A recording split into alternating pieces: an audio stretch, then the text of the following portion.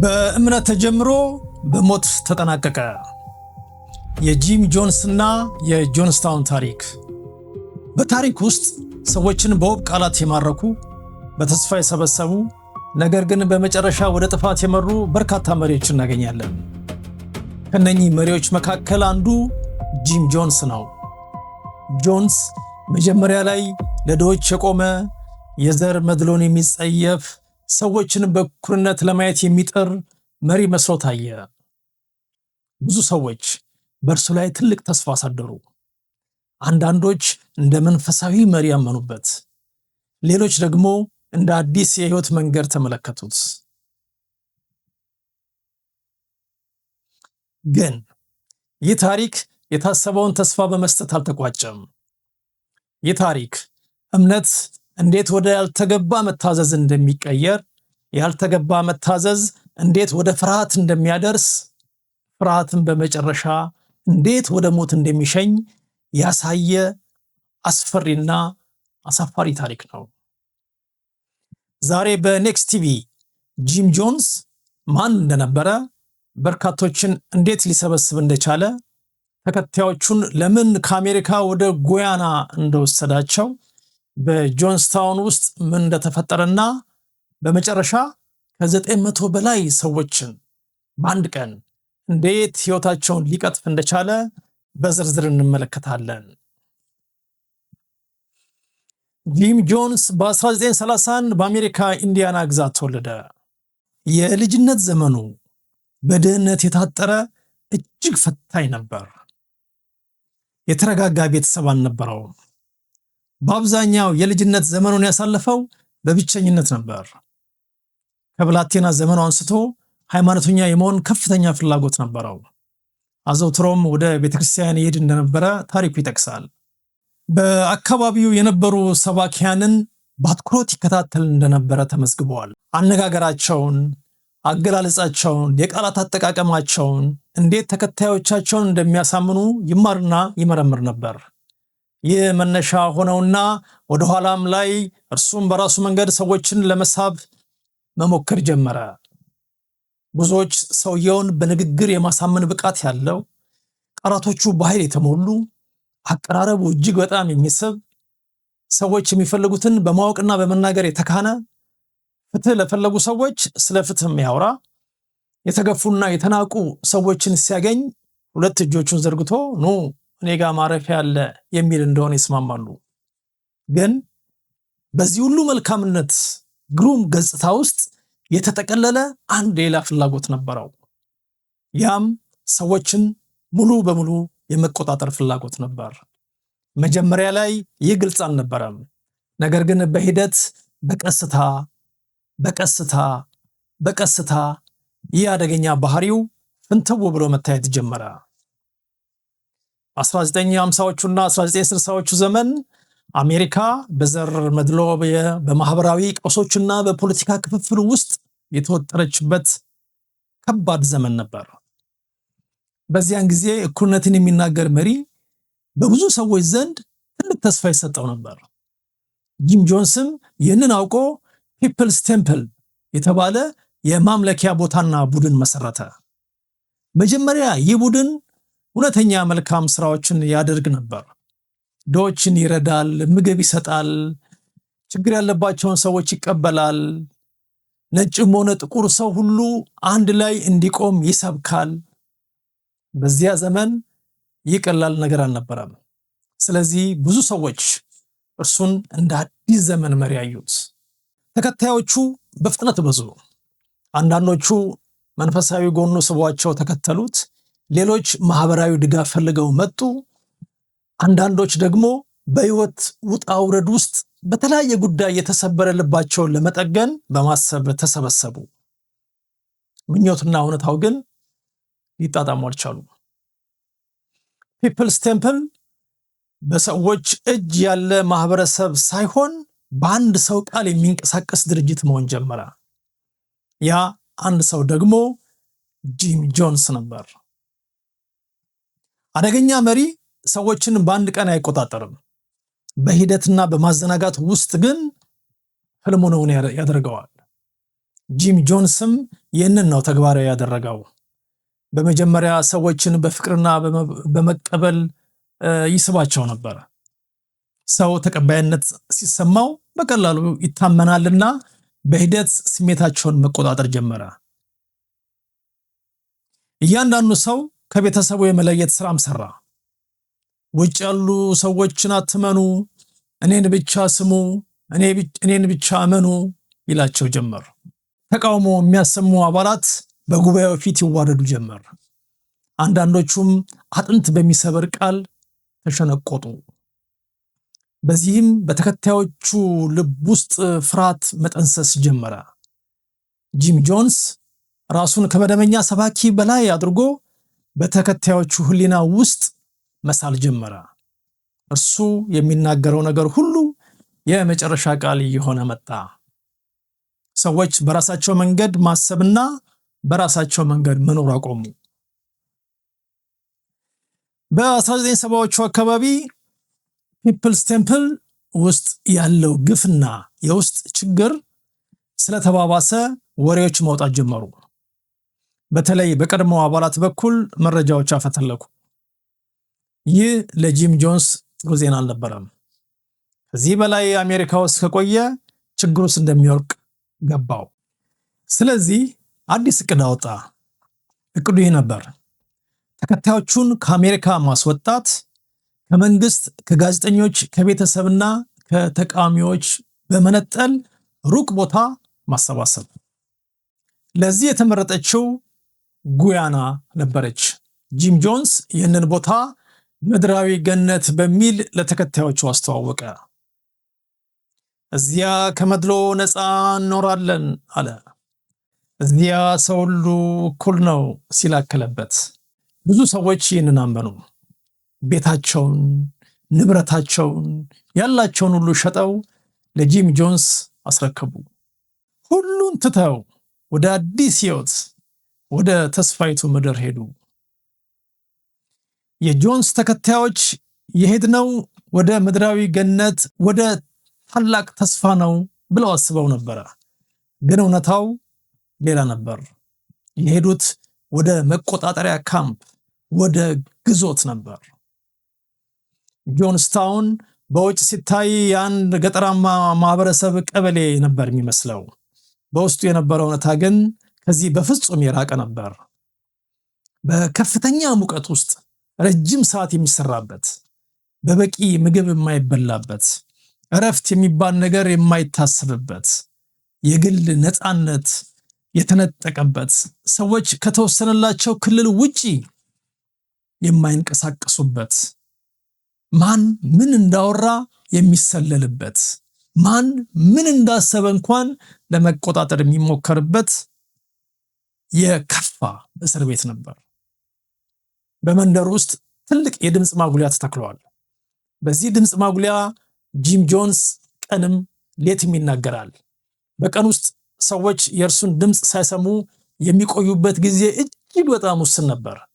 ይህ በተከታዮቹ አእምሮ ላይ ትልቅ ጫና ይፈጥራል። ሰው አንድን ነገር ደጋግሞ ከሰማ እውነት ነው ብሎ የመቀበል እድሉ ሰፊ ነው። ጂም ጆንስም ይህንን ዘዴ ነበር የተጠቀመው። ከዚህ መንደር ውጭ ያለው ዓለም ጠላታችን ነው ብሎ አሳምኗቸዋል። አሜሪካ ትጎዳቸዋለች ብሏቸዋል። ቤተሰቦቻችሁ ክፉዎች ናቸው፣ ከኔ በቀር ማንንም አትመኑ ተብለዋል። በጆንስታውን አንድ አስፈሪ ልምምድ ነበር። ይህም ዋይት ናይት ወይም ነጩ ሌሊት ይባላል። አደጋ መጥቷል በሚል ሰበብ በሌሊት ሰዎች ድንገት እንዲሰበሰቡ ይደረጋል። ጠላቶቻችን እየመጡ ነው ይላቸውና አንዳንድ ጊዜ መጠጥ ያቀርብላቸዋል። መጠጡ ውስጥ ደግሞ መርዝ እንደተቀላቀለበት ይነግራቸውና እንዲጠጡ ያስገድዳቸዋል። ሰዎችም ውስጡ መርዝ እንዳለበት እያሰቡ ይጠጣሉ። ከዚያ በኋላ እየሳቀ አይዟችሁ ፈተና ነበር ይላቸዋል። በዚህ መልክ ነበር ለመጨረሻው ጥቁር ቀን ሲያዘጋጃቸው የነበረው። በባርነት ዓለም ውስጥ ሰው ድንገት በአንድ ጊዜ አይሞትም፣ ቀስ እያለ እንጂ። በመጀመሪያ በውስጡ ያለ ነፃነት ይነጠቃል። ከዚያ ፍርሃት የሚባል ነገር ሁለንተናውን ይቆጣጠረዋል። ከዚያ በመንፈስ በመጨረሻም በስጋ ይሞታል። ብዙ ሰዎች ይህንን ታሪክ ሲሰሙ አንድ ጥያቄ ይጠይቃሉ። ሰዎቹ እንዴት ከዚህ ወጥመድ ማምለጥ ወይም መሸሽ አልቻሉም የሚል። አሁን ላይ ሆኖ ለሚሰማ ሰው ይህ ጥያቄ ተገቢ ሊመስል ይችላል። አንደኛ፣ ቦታው እጅግ ሩቅና የተገለለ ጫካ ነበር። ምቹና ግልጽ የሆነ መንገድ አልነበረውም። ከውጭ ዓለም ጋር የሚገናኙበት ምንም አይነት መንገድ አልነበረም። እንደ አሁኑ ዘመን የእጅ ስልክ ወይም ሶሻል ሚዲያ ብሎ ነገር የለም። በሁለተኛ ደረጃ ብዙዎች ልጆች ነበራቸው። ለአንድ እናት ወይም ለአንድ አባት ልጅን የሚያክል ነገር ትቶ መሄድ እጅግ ፈታኝ ነው። ሶስተኛ፣ በአእምሮ ላይ ትልቅ ጫና ነበር። ለረጅም ጊዜ ከዚህ መንደር ያለው ዓለም ጠላት ነው እየተባለ ሲሰበክ ኖረዋል። ከዚህ በተረፈ እርስ በርሳቸው እንዳይተማመኑ ስራ ተሰርቶባቸዋል። አንዱ አንዱን ይሰልላል።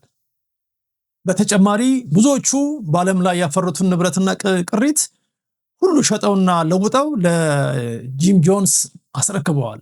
እናም መሄጃ የላቸው። ይህ በእንዲህ እንዳለ ጆንስታውን ውስጥ ያለው ሁኔታ በተወሰኑ ቤተሰቦች ዘንድ ስጋት መፍጠር ጀመረ። በዚያ መንደር ውስጥ ያሉ ሰዎች በነፃነት እንደማይኖሩ አንዳንድ ፍንጮች መውጣት ጀመሩ። በዚህ ጊዜ ሊዮ ራያን የሚባሉ በወቅቱ የአሜሪካ ኮንግረስ አባል የሆኑ ሰው ጉዳዩን ለመመርመር ወሰኑ። ሊዮ ራያን በአነስተኛ አውሮፕላን ጋዜጠኞችንና አንዳንድ ቤተሰብ አባላትን ይዘው ወደ ጉያና በረሩ። ዓላማው ቀላል ነበር። በጉያና ያሉ ሰዎች በፈቃዳቸው ላይ የተመሰረተ ሕይወት እየኖሩ መሆኑን ማጣራትና ማረጋገጥ። የኮንግረስ አባሉና አብረው የነበሩት ልዑካን በመጀመሪያው ላይ የገጠማቸው ነገር መልካም ነበር። የጂም ጆንስ ተከታዮች ጂም ጆንስ እና የኮንግረሱ አባል ፊት ሁሉም አባላት ደስተኞች እንደሆኑ ለማስመሰል ሞከሩ። በመጨረሻ ላይ ግን እውነታው ፍንትው ብሎ መውጣት ጀመረ። አንዳንድ አባላት ለኮንግረስ አባሉ በስውር መልእክት መላክ ጀመሩ። የመልእክቱ ሐሳብ አንድና አንድ ብቻ ነበር፣ እባክዎ ከዚህ ቦታ ያወጡን የሚል። ይህ ጂም ጆንስን እጅግ አስፈራው፣ አስደነገጠው። ሰዎች መውጣት ከጀመሩና ለባለስልጣናት መረጃ ከሰጡ በብዙ መልኩ አደጋ ላይ እንደሚወርቅ አመነ።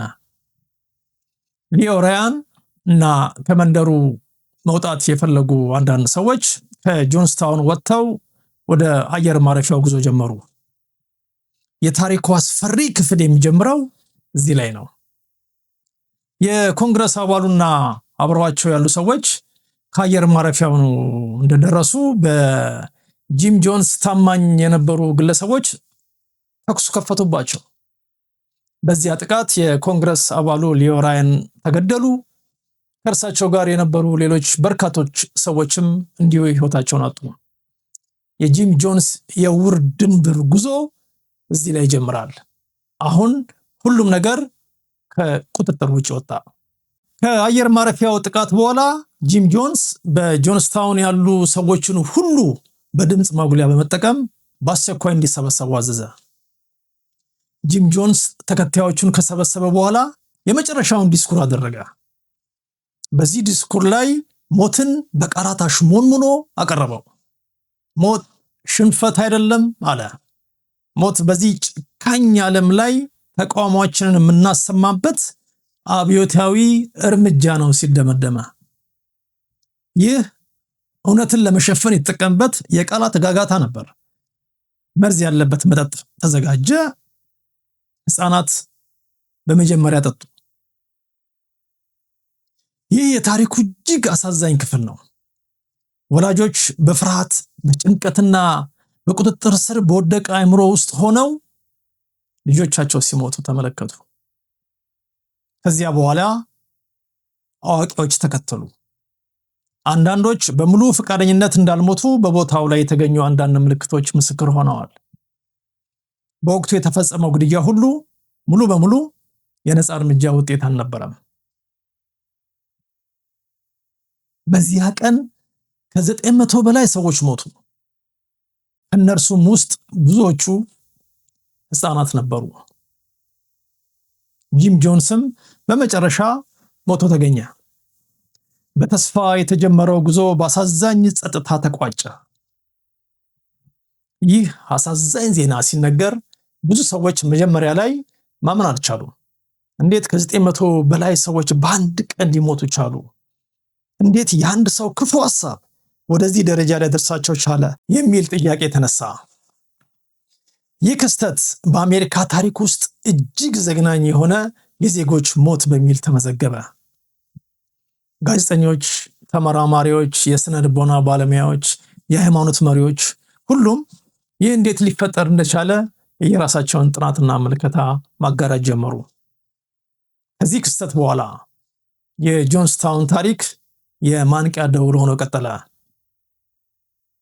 አንድ ቡድን ወይም አንድ መሪ ራሱን ከፍ አድርጎ ሲያቀርብ፣ ተቃውሞውን ሲፈራ፣ ጥያቄን ሲፈራ፣ ሰዎችን ከቤተሰቦቻቸው ሲለይ፣ ሌላውን ዓለም ወይንም ቡድን ጠላት አድርጎ ሲፈርጅ፣ ያ አደገኛ ምልክት እንደሆነ ሰዎች እንዲያስታውሱ ይመከር ጀመር። ይህ አሳዛኝ ታሪክ ብቻ አይደለም፣ አሁን ላለውና ለመጪው ትውልድ ትልቅ ትምህርት ያለበት ታሪክ ነው። መጀመሪያ ጥሩ ቃል የተናገረ ሰው ሁሉ ጥሩ መሪ ይሆናል ብሎ ማሰብ ስህተት ነው። ሰው በተስፋ ቃሉ ብዙዎችን ሊስብ ይችላል፣ ግን እኔ ብቻ ነኝ ትክክል ካለ አጨራረሱ አያምርም። ሁለተኛ፣ ሰው ነፃነቱን ቀስ እያለ እንደሚያጣ መገንዘብ ያስፈልጋል።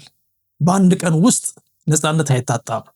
ነፃነት እየተገዘገዘ እየሟሟ እየቀለጠ የሚያልቅ ነገር ነው። ነፃነታችንን የምናጣው በትንሹ ነው። ሶስተኛው ነጥብ፣ ማንኛውም ቡድን ወይም መሪ ከቤተሰብ ተለይ፣ ከሌሎች ተለይ፣ እኛን ብቻ እመን ቢል ይህ አደገኛ ምልክት ነው። አራተኛው፣ ሰዎች ተስፋ ሲፈልጉ በቀላሉ ሊታለሉ ይችላሉ። ስለዚህ ተጋራጭ የሆኑ ሰዎችን በእውነተኛ ድጋፍ ማገዝ እጅግ አስፈላጊ ነው። ጂም ጆንስን የተከተሉት ሰዎች ሁሉ ሞኝ ስለነበሩ አልነበረም።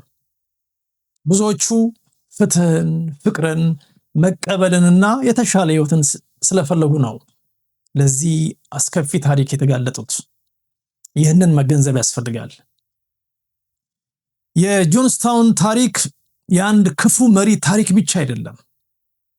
ይህ ሰዎች ተስፋን ሲፈልጉ የሚያጋጥማቸውን አደጋ፣ እምነት ከጥያቄ ሲለይ የሚያደርሰውን ጉዳትና አንድ ሰው በሌሎች ህይወት ላይ ከፍተኛ ስልጣን ሲያገኝ ምን እንደሚፈጥር የሚያሳይ ታሪክ ነው።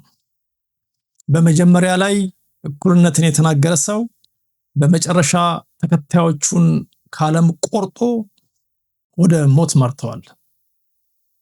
በመጀመሪያ ላይ የተስፋ ምድር ተብሎ የተቆረቆረው መንደር በመጨረሻ በታሪክ አስፈሪና አሳፋሪ የመቃብር ቦታ ሆኗል። ይህ ታሪክ ለሁላችንም ትምህርት ነው። ማንኛውም ተስፋ ከነፃነት ጋር ካልሄደ አደገኛ ሊሆን ይችላል። ይህ ነበር የጂም ጆንስ እና የጆንስታውን ታሪክ። እንዲህ ያሉ የታሪክ እውነታዎችን በጥልቀት ለማወቅ ኔክስት ቲቪን ሰብስክራይብ በማድረግ ይከታተሉ። ያችን ነገር